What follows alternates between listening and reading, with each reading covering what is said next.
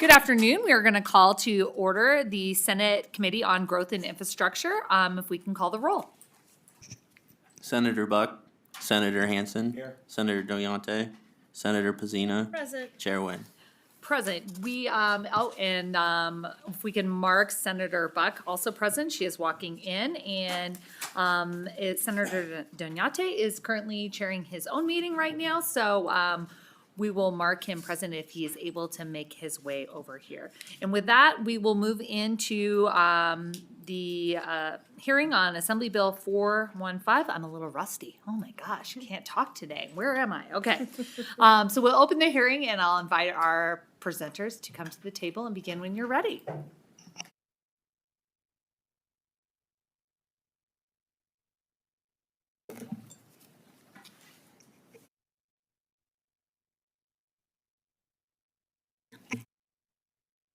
Good afternoon, Chair and committee members. I'm Heather Goulding. I represent Assembly District 27. And with me today, Max Carter, Assemblyman Max Carter, and Senator Taylor. We are all working together on this bill, which addresses an issue that plagues much of the state: abandoned junk vehicles. This bill does two things. First, it streamlines the process of removing abandoned junk vehicles.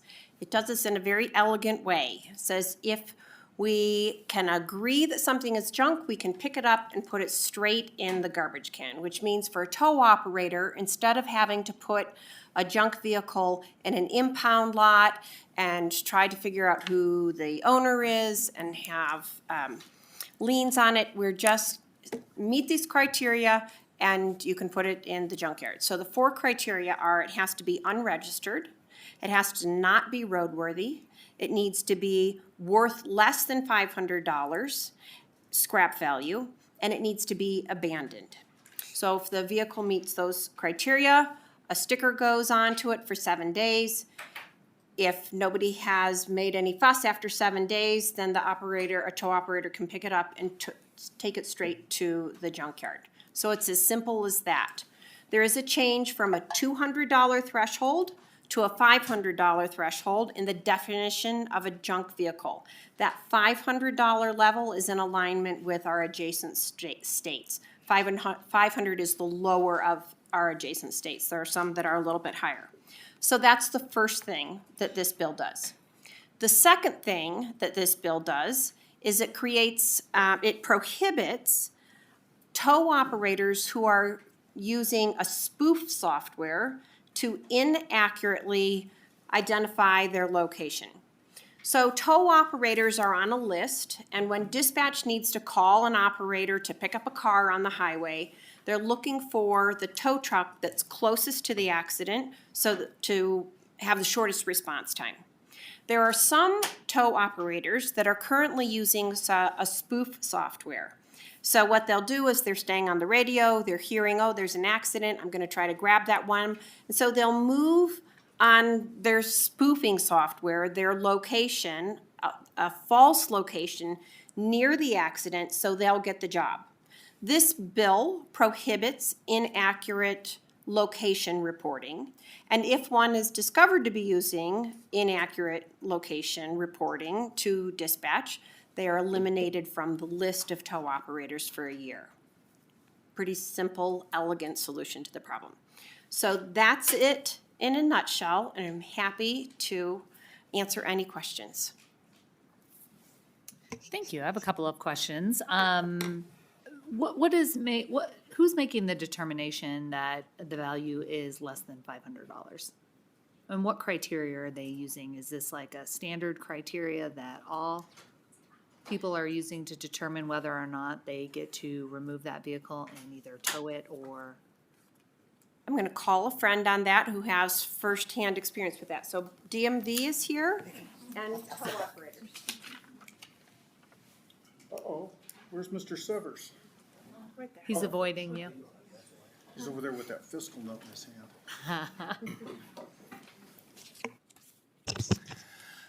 For the record, Madam Chair, members of the committee, I'm Paul Enos. I'm the CEO of the Nevada Trucking Association. DMV has a criteria right now that they determine whether a vehicle is a junk vehicle. And there's a little, they already have a form where they check a list. And so this just further illustrates, when that vehicle can be abandoned. So there currently is a criteria in law that the DMV uses. Is it in regulation or is it in the NRS? I believe it is in regulation, and I'm gonna screw the form up, 1183, Sean, I think is the, is the form that they use to make that determination of a junk vehicle. Okay. And it sounds like we have confirmation that it is in regulation on a form, not in statute. Okay. Go ahead, Senator Pazina. Thank you so much for the presentation, and I'll admit, I got the bill less than 5 minutes, 35 minutes before coming, and then I had to present for 25 of those minutes. So I have not had a chance to look at it closely, so I apologize. So this could very well be in the bill. But what is the time period that they have to determine this is junk and to dispose of a vehicle? And I'm just asking because if a car has been stolen and it takes maybe a little while to find the owner and identify the owner, I would hate to think that the car was disposed of in that time. Thank you. Senator, thank you for the question. We've worked really hard with a whole slew of stakeholders because if you've ever worked on a tow bill, you'll know that there are a lot of complications. And that's why we made sure that there were 4 criteria.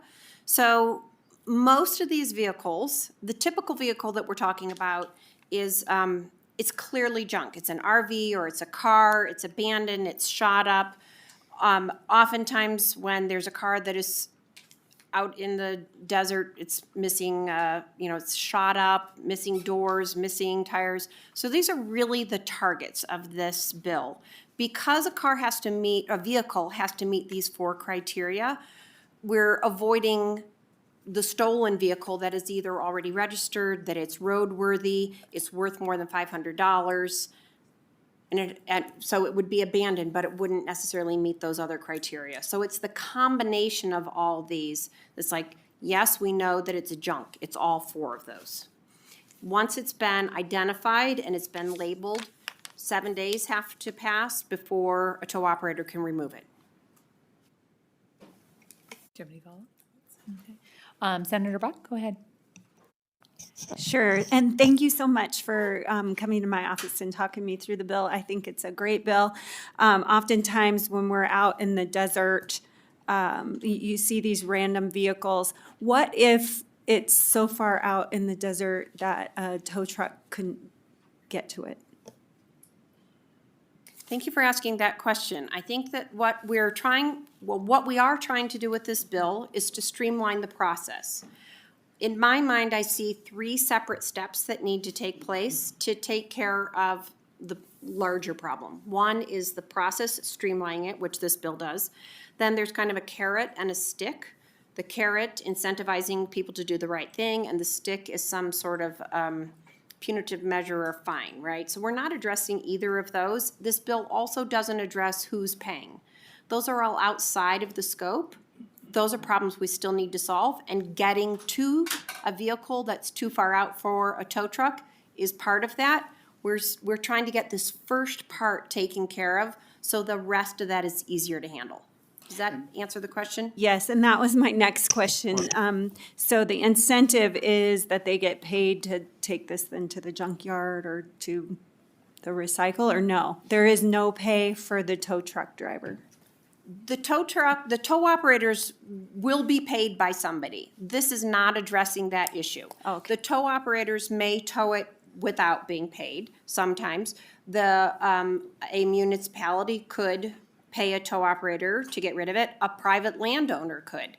Those, again, are all really outside of the scope. Those are all complications. But without this part, Okay. those other things can't really be handled very well. And Max Carter, Assembly District 12.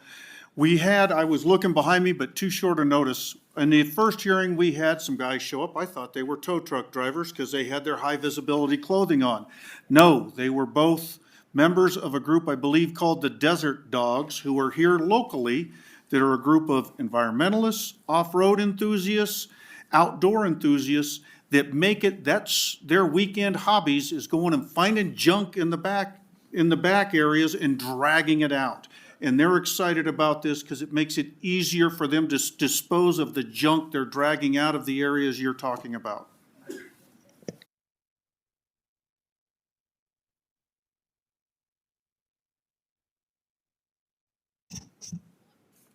My question is, as I'm looking at section 2 of the bill, in section 2, subsection 5, subsection C, and it talks about how the notice must state the date and time the notice was affixed to the vehicle, and state that the owner of the vehicle may at any time before the vehicle is removed request an expedited hearing in the Justice Court of the Township or the property on which the vehicle was purportedly abandoned. Is there already an existing process to ask for these hearings?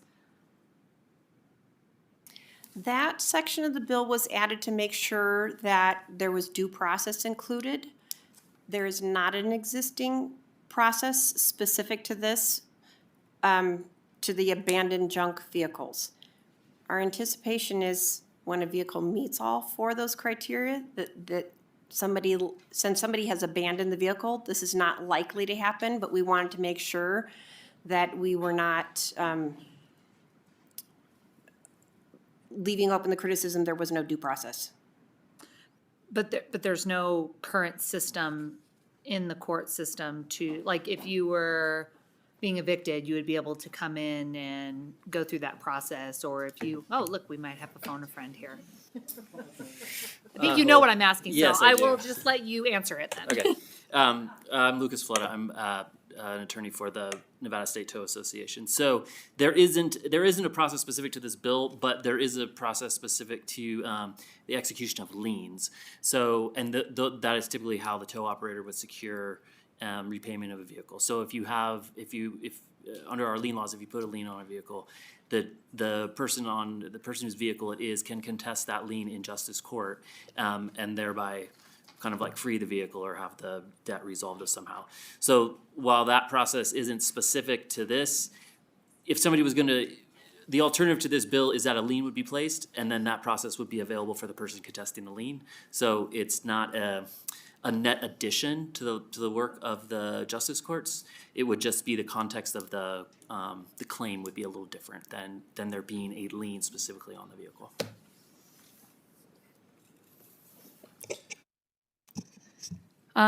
Thank you. Do we have any other questions? Seeing no other questions, we'll begin testimony in support of Assembly Bill 415. If you can come to the table, go ahead and begin when you're ready. Thank you. Lucas Fletta for this Nevada State Tow Association. We are in support of the bill and appreciate the bill sponsors working with the industry on this. Thank you. Good afternoon, Madam Chair, members of the committee. For the record again, Paul Eno, CEO of the Nevada Trucking Association. We do believe this streamlines the process. It does punish the bad actors who are not following the rules in terms of that centralized dispatch. And we do think this is a good piece of legislation that will help clean up our communities and once again, stop those bad tow actors. Thank you. Good afternoon, Madam Chair. For the record, Danny Thompson representing Snap Tow. This bill is very important to the towing industry. You know, we pick these things up now, they're obvious junk. You know, the numbers are ground off them. We have to run a lien sale. In the meantime, the yard is filled up with these things that are just obvious junk, and this is a really good compromise to fix that problem. Thank you.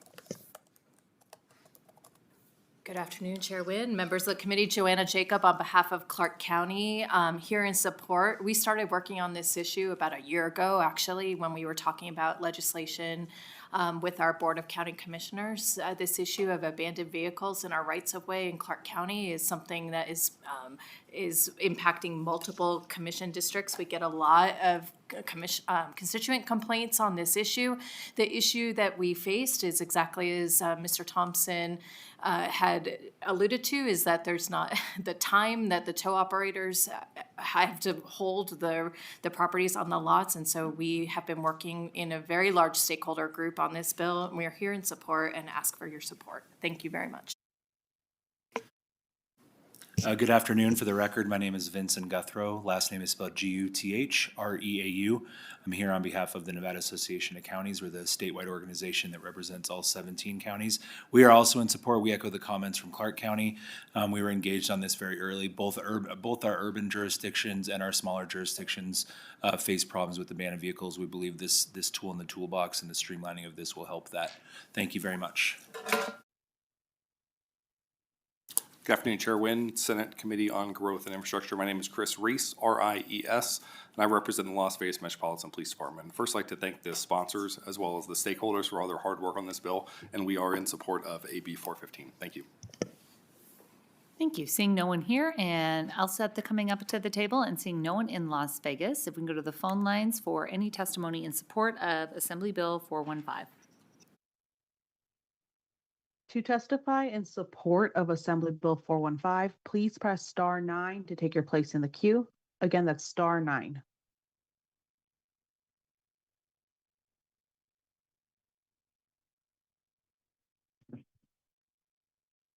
Hello, my name is Al Rojas from Assembly District 12. I wrote some stuff up. I'm going to try to read it. If not, I'll just go off memory. First of all, I am in total support of this bill. This bill will streamline the process of getting cars off the street and to a junkyard and clean up our communities, which are being terrorized by bad actors using our streets as dumping grounds, which is not only an eyesore, but leads to homeless encampments and discourages businesses from establishing themselves in our communities. I had a neighborhood watch group, and I am aware of several people and businesses that would be more than happy to move these vehicles to the nearest junkyard and get them off their properties and their communities. As Assembly Member Carter mentioned, there are people who are actually going out there and doing this now. This bill would streamline this process. It will not only make it elected officials and professionals to help clean up our public community, but it'll also make neighborhood watch groups too, like myself. I am in total support of this bill, and as a matter of fact, there is I would like the limit raised to 750 for the junk limit.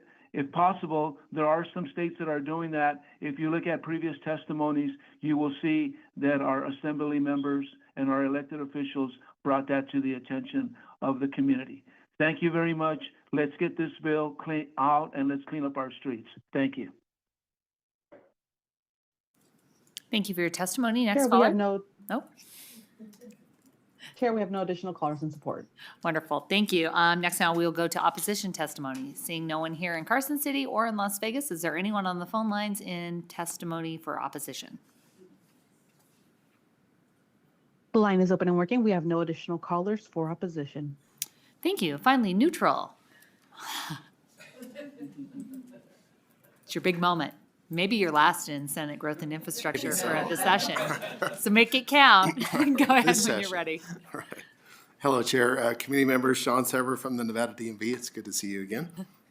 What Mr. Eno said was correct. It's the IR-002 form at the DMV, and it's an existing process for a request for a record inquiry. We did have a fiscal note, had a zero impact fiscal note on the original bill. Added a small one because of the forms. It's a two-part controlled form. And then we decided that we could pull the fiscal note and use an existing form, so no impact on this bill. Thanks. Perfect. I don't think we have any questions for you, but thank you. It was an excellent neutral testimony to close out this legislative session in Growth and Infrastructure in the Senate. Seeing no one in Las Vegas, is there anyone on the phone lines in neutral? Thank you, Chair. The line is open and working. We have no additional callers for neutral. Wonderful. Do you have any closing statements? Heather Goulding for the record. I just want to express my gratitude for the quick hearing. Thanks so much. Wonderful. Thank you for being prompt and concise. At this time, I will close the hearing on Assembly Bill 415, and we'll move into a work session. I will not turn this over to Ms. King to go over the details of this bill that we just heard, but I would entertain a motion to just do pass Assembly Bill 415. So moved. I have a motion from Senator Pazina, a second from Senator Buck. Do we have any further discussion on the motion? Seeing none, all those in favor say aye. Aye. Anyone opposed say nay. The motion carries unanimously, and I will take this floor statement myself. So, thank you, and with that, we'll move into our last agenda item, which is public comment. Anyone here for public comment? Seeing no one here in Carson City or in Las Vegas, is there anyone on the phone lines to testify for public comment? If you would like to provide public comment, please press star 9 to take your place in the queue.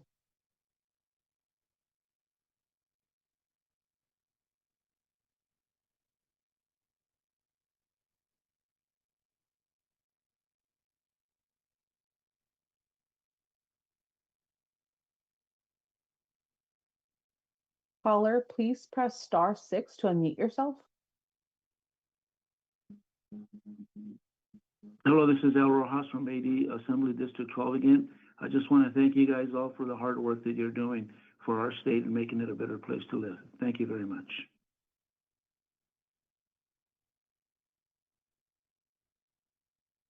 We have no additional callers for public comment. Well, that is a perfect comment to end Senate Growth and Infrastructure for this legislative session, hopefully. Never say never, though. And with that, we will. Okay, go ahead. Thank you so much. I just wanted to say, as this may be our last time meeting with Growth and Infrastructure, what an amazing job our chair has done. Yes. And thank you so much, Chair Wynn. Thank you so much to our awesome staff as well. So I second that. we hope to all be together again soon, but not this session. I will concur with that. No, thank you. This has been a pleasure. The last time I was in this committee was in 2019, my first legislative session, and it has been a pure joy and sometimes has its ups and definitely has its ups and downs in this committee, but it always keeps it entertaining. But I know that we are just trying to do what we think is best for this state. So I appreciate everyone that has participated in this, and we do have an amazing staff. And so I am very grateful for them as well. So with that, I will close public comment and I will adjourn this meeting. Thank you.